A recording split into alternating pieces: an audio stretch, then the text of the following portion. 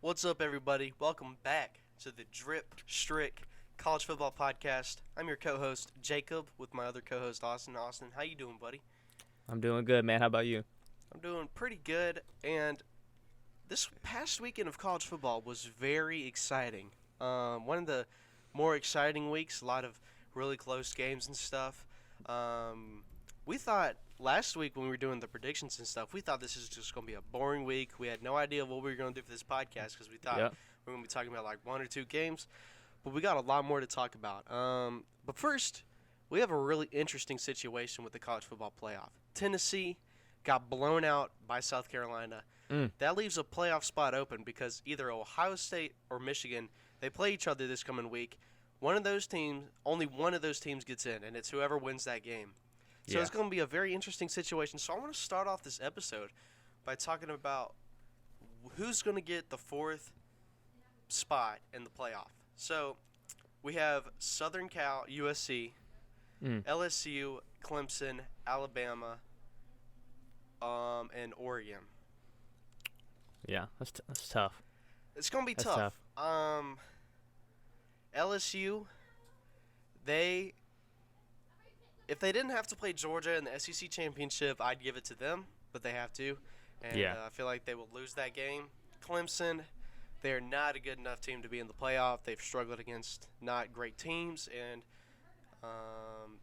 they haven't played Clemson football this year. Alabama, I don't think they deserve the final spot. They've lost two games. To be fair, they lost both of those games to two very good teams, but still, they don't look like a playoff caliber team. So honestly, I think you have to give the fourth spot to USC. They seem like the only somewhat worthy team, but still, I think it's just going to be Georgia and whoever wins Ohio State, Michigan, who are going to dominate in the playoffs. Yeah, dude, this is really tough because I mean both Ohio State and Michigan, they're both undefeated, so that's tough. So like even if one of them loses, they're still going to only have one loss, and two, it's going to be to an undefeated team. So that's so tough. Like USC's only loss was to Utah, and I think that's the only ranked team they've played all year. Well, Oregon State, they played Oregon State, and but Oregon State's not that good this year. But yeah, LSU's going to lose. Clemson, man, Clemson does not deserve it. I mean, they lost to Notre Dame was their only loss, but they got beat bad to a not so good Notre Dame team. Bama, I don't think Bama deserves it because you got LSU who they've lost to, and Tennessee who they lost to. They should not go over either one of them. Oregon, I don't know, man. I don't think Oregon deserves it either. No. I really don't deserve it. So I got Georgia 1, obviously. The winner of Ohio State and Michigan, number 2. TCU, number 3. You know, I love TCU. But yeah, I'm gonna agree with you, man. I got to give it to USC. I mean, they do not look that impressive to me. They won a great game against USC. Oh yeah, that was another ranked win, obviously. Yeah. USC and UCLA. I forgot about that game. But yeah, I mean, other than that, they haven't proven a whole lot, but they've proven enough. I think they should go in the fourth spot over the loser of Ohio State and Michigan. But I mean, it's tough. I mean, I wish 5 teams would make it this year, like Michigan and Ohio State. Yeah. I wish they could both make it because, I mean, this is just a tough for whoever loses that game because I still think they're a top 5 team, whoever loses. So, but yeah, give me USC on that 4th spot, TCU 3, winner of Ohio State, Michigan number 2, and then obviously Georgia number 1 if they beat LSU. I mean, that's a tough playoff, and I did not think Lincoln Riley. I picked USC to win 9 games this year, which I thought was very generous of me to do that. And if they make it to the playoff, man, dude, huge shout out to USC for even being in the conversation. And they might pull it off in that 4th spot. So that's what I got for it. That's what I got. Man. What'll be really interesting is if the Ohio State Michigan game ends up being only a field goal game, Yes. and USC loses. I wonder what's Yes. going to happen there, because I I don't feel like know. in that situation they would just put in whoever lost the Ohio State Michigan game. Yeah. But I don't Honestly, know. I would do that, honestly. Yeah. Have Michigan or Ohio State number 4.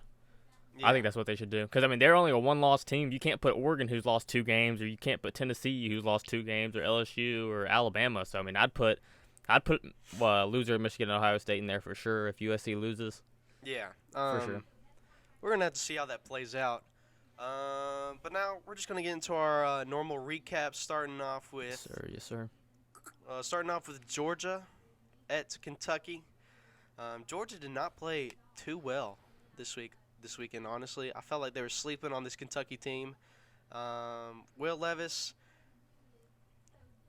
dude, I'm so sick. I am so sick of seeing CBS Sports and all these other pages on Oh social my media gosh. saying, Will Levis, top 3 quarterback. Will Levis, top 5 Wild. draft pick. It needs to Wild. stop, bro. It needs to stop. Yes. Will Levis is not a good quarterback. I would take Adrian Martinez from Kansas State over him, Bo Nix. Bunch of Yeah. other guys. But really the only thing that this Kentucky offense has had going for them the past couple of weeks has been Chris Rodriguez, and he didn't have a great He's game so either. good. He is so good. Yeah, he's really their only true bright spot on their offense. But Stetson Bennett did not have too good of a game compared to his other games. 116 passing yards, 0 touchdowns, and 1 interception. Yeah. Georgia's main offense came from Kenny. I'm gonna just say McIntosh. Yeah, I McIntosh. feel like the L is silent in that, so I'm gonna go with that. He had 19 carries, 143 rushing yards, and 1 rushing touchdown. That's where most of their offense came from this game. It was a very low scoring game. Final score was 16-6. Georgia obviously won. Yeah. Georgia definitely not their best performance of the season, but they still came out with the win, and they're definitely my national champion favorites right now. Yeah, for sure. Yeah, I watched a good bit of this game, and UCLA, not UCLA, UGA, Georgia, did not look very good. Stetson Bennett threw 0 touchdowns. So I mean, they did not look good. Will Levis, he also did not look good though. I mean, they only put up 6 points. So Georgia obviously the better team, and they got it done. But I mean, they have struggled on the road this year. It looks like Georgia. So I mean, Kirby Smart's always complaining about SEC road games, how they're so tough, and I mean, they don't play too well on the road. They do not play too well on the road, and they should have won by a lot more than they did. Only 10 points for sure. Yeah, for sure. Next, we're talking about Illinois at number 3, Michigan. This game was way too close for Michigan. Final score was 19-17 Michigan. They won in a last-second field goal. But the big story coming out of this game is Blake Corum. He tweaked his knee or something, had to come out of the game for a while, and when he came out of the game, their offense looked stale. They could not do anything, and it was disappointing. I was disappointed watching this Michigan offense because they just proved that Blake Corum is what carries this Michigan offense. Yeah, for sure. So if Blake Corum is not back against Ohio State next week, then Michigan's in trouble. It could be ugly. Yeah, it could be For very sure. ugly. For sure. Yeah, dude, Michigan struggled. Ohio State didn't look great. I don't know, man. This was a crazy week of college football. Last week I said, man, there's some trash games on, but a lot of these games, it was a great Saturday for college football. One of the craziest this year, and I said it was going to be awful. I said, like, there's literally no good games on this year. And this week, and I was dead wrong because Illinois, they almost pulled off the upset, and man, they almost did. Obviously, a very clutch I cannot talk. Field goal today. I'm in my basketball mood, man. It's basketball season 2. I can't keep up. Michigan, very good field goal to win the game, but J.J. McCarthy didn't play too well. And, dude, I don't know. If they do not have Blake Corum, they're in big trouble. Big trouble. Yeah, that's going to be an interesting story to keep an eye on. Next up, we're talking about probably the craziest ending to a football game so far this year, probably. We're talking about number 4 TCU at Baylor. The way this game ended was insane. There was like 14 seconds left or something. TCU, for some reason, before that, ran the ball. They have no timeouts left. The kicking team had to sprint on the field as fast as they could. The kicker didn't even get to line up the field goal. He just had to pick a spot, stand there, kick the ball, and he made it. He nailed it right down the middle and won this game 29-28. Dude, the Baylor fans, their stands, all the students and stuff were just coming down to the front, getting ready to storm the field. They were all so excited that they were about to beat the number 4 team in the country. Kicker nails it, and there was just so much disappointment throughout that stadium. I Yeah. felt bad for Baylor, man. They played a heck of a ball game against a really good TCU team. TCU did not play too great. Max Duggan missed a lot of throws, but when it mattered most, this team came and they played. So, Yeah. very excited to see how this TCU team does in the playoff and in the next couple of weeks. But Baylor, this is a game you shouldn't be too disappointed in losing. Your team played great. Yeah. I'm excited to see what Baylor does in the next couple of years. Yeah. Dude, bro, when they ran that ball, because it was like they spiked it on second down, and I was like, why the heck would you spike it on second down? They run on third down, and I was like, bro, they have to kick. It's fourth down. They can't just like spike it again and get the field goal kicking out. One of the craziest calls ever, one of the gutsiest calls from Sonny Dykes to run it. He just tried to get in the middle of the field so it would be an easier field goal. But, dude, I said to myself, I was like, man, they just lost the game. And, dude, I guess that was the plan the whole time. And I think Sonny Dykes or Max Duggan said that they've practiced that before. And obviously you could tell because they won the game off a miracle. Max Duggan came to play. I really like Max Duggan. But Baylor, man, everybody's on Dave Aranda. Baylor fans are saying that he needs to be fired. He definitely does not need to be. They won the Sugar Bowl last year. Let's stop, Baylor fans. Let's calm down. Yeah, Blake Shapen is not a great quarterback. So hopefully I can get a good quarterback soon because he's not great. But he's not awful. But he's definitely not great. So, but TCU, dude, they survived. I mean, that was insane. One of the craziest ways to win a game. Wow, crazy. Yeah, that game was that ending was insane. If you haven't seen it, go watch it on YouTube. Just look at the TCU Baylor ending. Mm-hmm. Next up, we're talking about a game where no one expected this team to win at all. South Carolina hosted the number 5 team in the country, the Tennessee Volunteers, and they won. South Carolina won 63-38. Spencer Rattler, best game of his career by like miles, like by lots of miles. 438 passing yards, 6 passing touchdowns, 0 interceptions. Just an incredible game plan for South Carolina. They played an amazing game. They played. It was incredible to watch this team because you like all season you've just seen them struggle offensively, struggle defensively. Yeah. You've seen them struggle. They've been up and they've been down. But this game, they were up the whole time. They scored 21 points in the first quarter, and they scored 21 points in the fourth quarter. I mean, it was incredible to watch. Felt like every time I was switching through games, and every time I would switch to this game, South Carolina scored a touchdown. But the big story coming out of this game, Hendon Hooker tore his ACL, out for the rest of the year. And that's going to really hurt his draft stock because he's already, I think he's like 25 or something. He's already pretty old for a draft prospect. Yeah. But an ACL is just going to add on to that. So that's really going to tank his draft stock.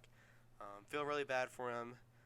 Joe Milton came in. He played a couple snaps. He did throw a touchdown. It was like just chucked it up. Guy magically caught it.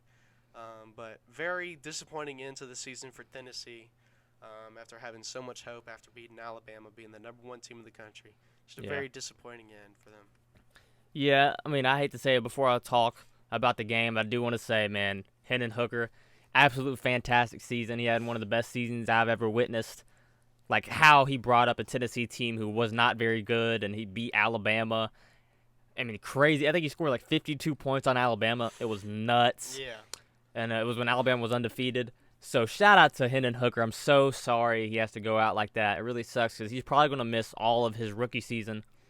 Oh, yeah. Probably. So, I mean, that's definitely going to hurt. He probably lost some money on Saturday just because with draft stock-wise. But yeah, I really hate it for Hendon Hooker. But, yeah, excellent game. Spencer Rattler coming into the game threw 8 touchdowns and 9 interceptions. And in this game, he had 6 touchdowns with 0 interceptions. I don't know what he took before the game. But he needs to be drug tested immediately because he played an unbelievable game. It was unbelievable. I've never seen anything like it. The way he did that just out of nowhere. And I've been saying all year that Shane Beamer is an overrated coach. He's a great recruiter. Don't get me wrong, great recruiter, but he's not a great coach. And I kind of think that still. But dude, he looked great on Saturday. Shane Beamer had his boys ready to play against Tennessee, and man, they came to play. They came to play, and Hendon Hooker, I really do hate that. He had such a great season. He was in the Heisman race for pretty much all season. They got Joe Milton next year, and Tennessee fans think Joe Milton's going to be very good next year. I mean, it says he's a senior right here, but I guess he has another year eligibility or something. I think he has a COVID year. Yeah. So yeah, maybe he comes back next year. I don't think Joe Milton's very good. He never did anything at Michigan, and he can throw the ball down deep. So I mean, they have a decent quarterback next year, but they do not have a Hendon Hooker, and they're going to miss him. And yeah, he's going to be an old man when he plays his first game in NFL because obviously he's going to probably miss his all season next year. So that really sucks. But great win from South Carolina. Great win. Yeah, he'll probably be like 26, 27. Yeah. By the time he plays his first NFL game. For sure, that's crazy. And I think like Joe Burrow's like 25, 26 right now. Yeah, that's just it's so crazy. Yeah. Next, we're talking about number 7 USC at number 16 UCLA. The big rivalry. I don't know what they call this rivalry, but the Rose Bowl. Yeah, the Rose Bowl. My bad. Yeah. It was a very fun game to watch. The announcers kept saying that whoever punts first will lose this game because there was literally no defense in this game at all. I mean, especially in the third and fourth quarter, it was just touchdown, touchdown, touchdown, touchdown, and whoever punted first would lose the game. UCLA, they played a good game. They've had a pretty good season, but man, the way this ended for Dorian Thompson-Robinson, that dude's been at UCLA forever. He's been their quarterback forever, and to lose the game how it happened, I mean, I felt sick to my stomach for him. Dorian Thompson-Robinson's one of my favorite quarterbacks in the country. But Caleb Williams played an incredible game, 470 passing yards, 2 passing touchdowns. He just threw his name in the Heisman conversation. But this is a very, very entertaining game to watch. Classic Pac-12 game, no defense, all offense. But USC definitely can make the playoffs now. But for sure, we'll see what happens. For sure, yeah, dude, it was a great game. You picked USC to win, right? Nah, I think you did. Okay, I think you picked USC. I think I picked USC. Yeah, so I think we were both right. Because I know I definitely picked USC to win. But, dude, it was a close game. DTR was fighting, man. He was fighting. He really showed out. Caleb Williams, dude. People are going crazy over Caleb Williams, saying he's going to be the next Patrick Mahomes, saying he's going to be so good in the NFL. When he still has another year to play in college, unfortunately. I wish he could go to the NFL this year. Because he'd easily be a first-round pick because he is unbelievable. And USC, they don't have a great team. But I don't know how Lincoln Riley is putting together such a great season. Like, their offensive line's not great. Their defensive line's not great. But they get a lot of turnovers. And they played great all year. And I love this USC team. They're so fun to watch. Jordan Addison, he's so good. 178 yards rushing. But, yeah, this was a heck of a game. Late night, Pac-12 after dark game. I knew it was going to be the best game of the day, and it delivered. It was a great game. Both quarterbacks are so good. And, we were blessed to have this game. But USC pulled it out. And great job by Caleb Williams and Lincoln Riley. Yeah, very, very entertaining game to watch, especially if you love offensive football. Yeah. Next, we're talking about Georgia Tech at North Carolina. North Carolina, victim. They fell victim. Yeah. I swear, we do it. We're sorry, North Carolina fans. You fell to the Dripp Strick podcast curse. Drake May probably had he didn't have the best game of his career so far. It actually might be the worst for real. Yeah, I bet it is. But still, he had 202 passing yards, which is crazy. 1 interception. He didn't throw a single touchdown this game though, which is incredible. But North Carolina is now 9-2. Georgia Tech, they fired their head coach. I don't remember when they fired their head coach, but they fired him towards the beginning of the season, and ever since they intercepted him, they've been playing some pretty good football. So Georgia Tech, if you decide to hire that guy, then they probably have a bright future. But I don't know. I don't know too much about Georgia Tech, but I'm interested to see what they do in a couple years. Yeah, dude, we cursed him so bad. We Did. put Drake May in the title of the video, and he has definitely, no doubt, the worst game of his career. I mean, wow, they lost to a bad Georgia Tech team. And dang, dude, I can't even say anything about this. North Carolina, they played absolutely awful. They should have. I mean, Pat McAfee before, like, he said on College Game Day, he's like, man, Drake May's about to have another Drake May game with crazy, stupid stats. And I was thinking, yeah, he probably is. And he had 0 touchdown, 1 interception. I mean, awful game by Drake May. And now he's definitely out of the Heisman race just because this one game. So I don't know, just because he's not on a great team. So one game and he's out. And especially lost to Georgia Tech, who's not a great team, unranked team. And yeah, Drake May, we're sorry. We're very sorry for what we did. We're very sorry. Hope you have fun at Alabama next year. Next, we're going to number 14, Ole Miss at Arkansas. This game was just a straight up blowout. The final score was 42-27. Arkansas won. Everyone was thinking that Ole Miss was going to win this game because Arkansas has been struggling, but that is not the case. It appears Lane Kiffin was just not. He was not locked into this game. Head's not in the game. He spent all week house shopping in Auburn. Yeah. Instead of making a game plan. But Ole Miss did not play a great game. Quinshon Judkins, though, did play a great game. 214 rushing yards and 1 rushing touchdown. Great game. KJ Jefferson had a great passing game. 168 passing yards, 3 passing touchdowns. Arkansas bouncing back from a Liberty loss a couple weeks ago. A couple other losses. They're sitting at 6-5 right now. Definitely not what people predicted them to be at earlier this year, but a good win at home. Crowd was electric. Ole Miss, Ole Miss is in trouble, man. They're about to lose a lot of players and their head coach. So, dude, yeah, dude, this game, the score does not do it justice because Ole Miss had 21 in the fourth quarter. yeah. And I think Arkansas didn't score anything in the fourth quarter. But yeah, this game, so much rushing in this game. It's unbelievable how much rushing was in this game. And dude, Arkansas dominated the entire game. I mean, they really did. Rocket Sanders was running like crazy. KJ Jefferson, 3 touchdowns, 0 interceptions. So shout out to Arkansas. I did not see this coming at all, but I'm glad it was coming. And absolutely dominated. Like, Ole Miss got absolutely dominated in this game, literally all game. It's kind of embarrassing if you ask me, but I mean, what can you expect? What can you expect? And great win for Arkansas.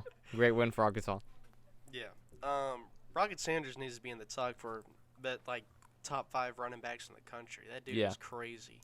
For sure. Next, we're talking about a game that I predicted correctly, and all y'all thought I was crazy for this. Florida went on the road to Vanderbilt this weekend. Dude, you called that, bro. I said you last called week on the that, bro. podcast, I said you called Florida that, bro. will lose this game. Vanderbilt will win this game. It's at home, and they have Mike Wright. And guess what? I was right. I was watching this game, and I was like, I told him all. No one wanted to listen. You're right. But final score was 31-24. Anthony Richardson probably had the best game passing-wise so far in his career. 400 passing yards, 3 passing touchdowns. Wow.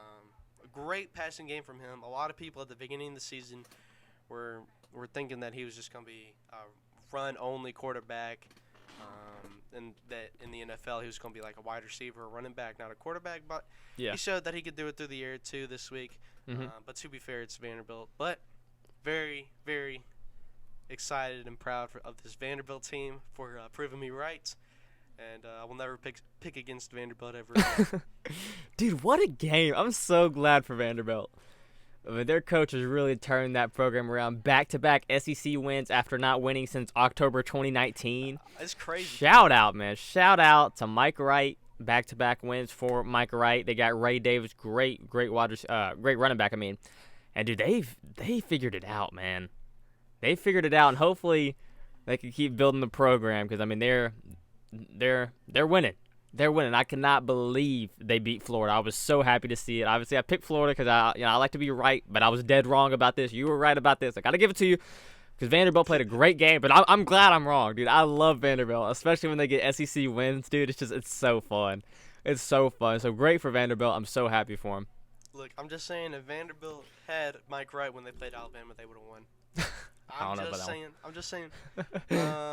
And then I just want to quickly touch on this game. Navy at UCF. Navy beat UCF with only attempting one pass, and it was incomplete. I saw that. That's crazy. I just want to touch on that, and then that's really all I want to say about that game, unless you want to say something. So not about that game. We got to talk about Utah and Oregon. Oh yeah, I totally forgot about that one. Yeah, that was a big game. That was another night game. So I mean, it was kind of easy to get passed up on, but it was a great game. It was a fantastic game. Oregon won 20-17. I've been high on Utah, but Bo Nix came to play. Wait, did it? Yeah, Bo Nix played. And then Cam Rising had 0 touchdowns, 3 interceptions. That was a rough game for Cam Rising. Rough game. But yeah, shout out to Oregon for winning that game. Yeah. Bo Nix is also dealing with like an ankle injury or something. Yeah. He's dealing with some leg injury. He played through that entire game with just trying to forget about the pain. So shout out Bo Nix for sure, having his best year of college football yet. It's true. But that's all the games I got. That's all I got. I do want to do a lightning round with you. We're gonna do overrated, underrated, or just right, with a bunch of different teams. So I'll just name like a random team. You just say if they're overrated, underrated, or just right in their ranking. Okay. Or just whatever people talk about them. So first team, Georgia. Just right. TCU. Ooh. Just right. They're just right. USC. Honestly, underrated. I'll give them underrated. Okay. Michigan. Overrated. For sure. Overrated. Alabama. Underrated. People are overreacting. They're underrated. Really? Yes. Clemson. They are honestly even. They're good place. They're place good. Okay. I think that's all I got. Yeah. Yeah. No, that was good. Yeah. I say Alabama's. They're underrated because all the Alabama fans are they're so overreacting so much. I mean they've lost 2 games this year. They're fine. Yeah, they're trash, dude. They're gonna have fun playing in the Birmingham Bowl this year.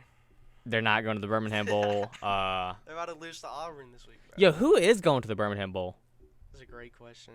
Because it's usually like a 6-6 team. So I mean, Mississippi State has 7 wins, but I mean, I think they could go. Mississippi State goes to the Birmingham Bowl. Honestly, I wish too. That would be dope because I'd definitely go to the game. That would be fun.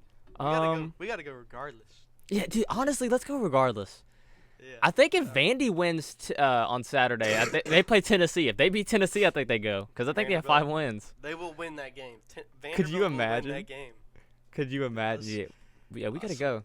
That'd be funny. Catch Dripp Strick podcast at the Birmingham Bowl. We're doing coverage there. We're doing a fan live. Meet and greet. Yes. meet and greet. Yeah, dude, that's gonna be awesome. But yeah, Birmingham Bowl. Somebody's going. I don't know who's going, but yeah. That was a good lightning round, dude, for sure. I like that. And then that is all I got. That is. Thank y'all so much for watching. It means a lot to us. Click subscribe, hit subscribe. Tell your friends all about the channel. If you want to be a guest, let us know because we're open for business, especially during the off season. We want to have a lot of guests during the off season. Right now, it's kind of tough, but yeah. Thank y'all guys so much for watching. It means a lot to us, and I'll see y'all in the next one. Bye. Banger.